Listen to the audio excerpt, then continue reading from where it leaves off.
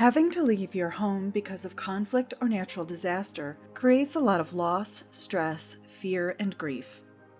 It disrupts normal routines, schooling, and livelihoods. It often means losing property, food, livestock, jobs, and important community relationships. And it creates fear and uncertainty related to safety, food, and shelter, and what may happen in the future. Given this, it is important to answer this question. What can you do to help yourself maintain well-being while you are displaced from your home? Strategies to maintain well-being during displacement.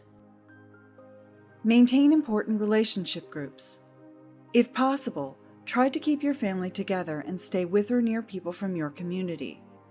Relationships with family and friends are very important to well-being, and staying closely connected with people you know, love, and respect during this time will really help. Pay attention to when and what you eat. When you are displaced from your home, you can lose control over many things, including what and when you eat. As much as possible, try to make sure that you are eating regularly and getting enough of the right sort of food to keep you healthy. Try to get some exercise. Safety permitting, try to get some movement every day. Stress prepares us to take action.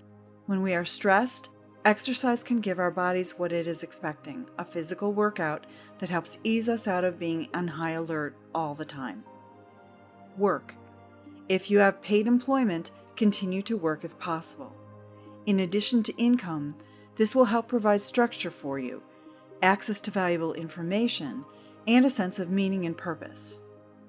Help where you can.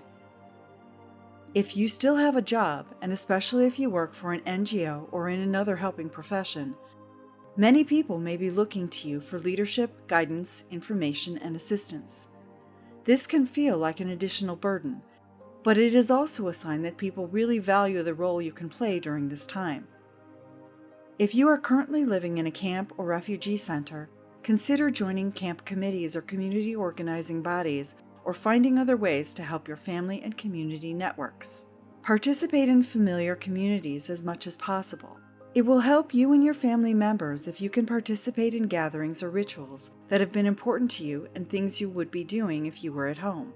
For example, if religious gatherings have been an important part of your life, seek out and attend such gatherings in your new location. Rituals and routine.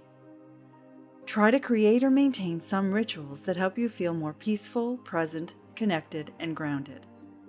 These may be linked to what you might be doing if you were at home, for example, eating meals together as a family, acknowledging birthdays, or organizing and cleaning your living space in the evenings. They can also be new practices you adopt. For example, each day when you wake up, you could offer a prayer or meditation that the displacement will end and that the path forward for you and your family will become clearer and easier. Practice gratitude. During times like these, it can be tempting to focus on everything that you have lost and what is under threat.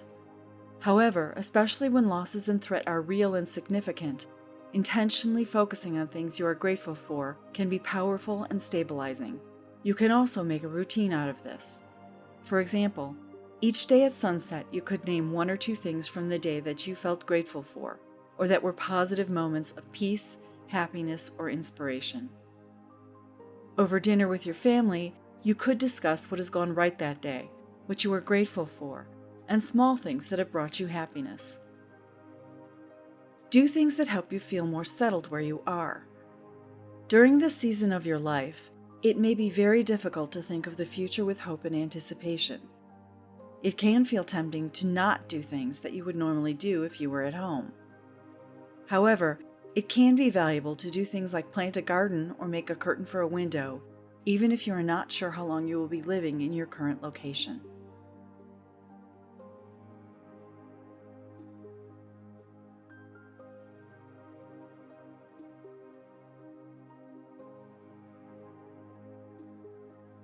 Helping children during displacement. When children feel insecure and scared, they may start to do things they did when they were younger, for example, sucking a thumb or wetting the bed at night. If this happens, adults can help by being supportive, remembering that this is a common response to difficult events, and not criticizing the behavior. For most children, this behavior will disappear on its own as children feel safe and secure. Here are some other tips on helping children cope better during the displacement. Normalize feeling scared and sad. Let your child know it is normal to feel upset when something bad or scary happens. As much as possible, reinforce ideas of safety and security. Reassure children as best you can that they are safe, that you are there to help and protect them, and that this situation is likely temporary. Remind them that the important thing is that you are all safe and together.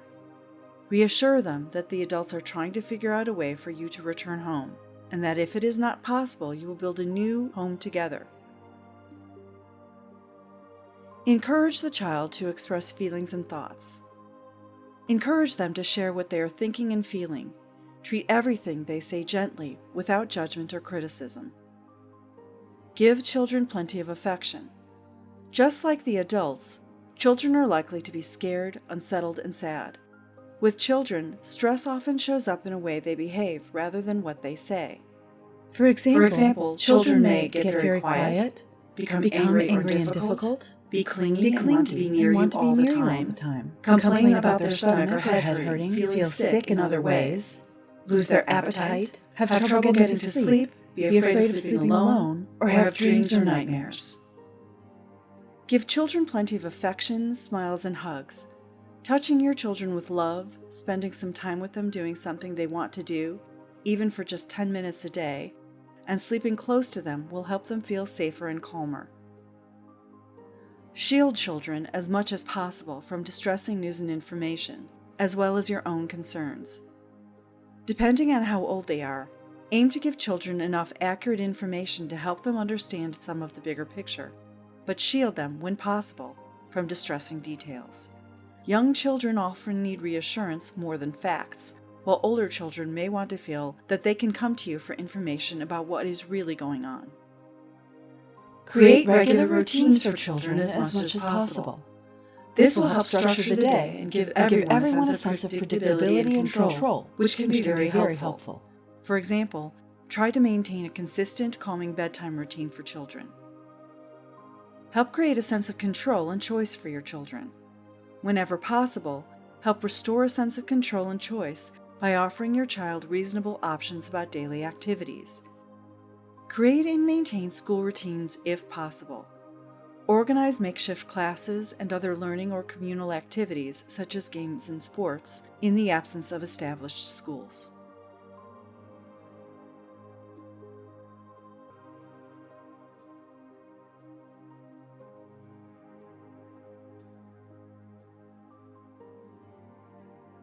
If you've left your home or are displaced, it is important to plan for how you can maintain physical and mental well-being and support children, and think about what is possible and what may help you based on your unique situation.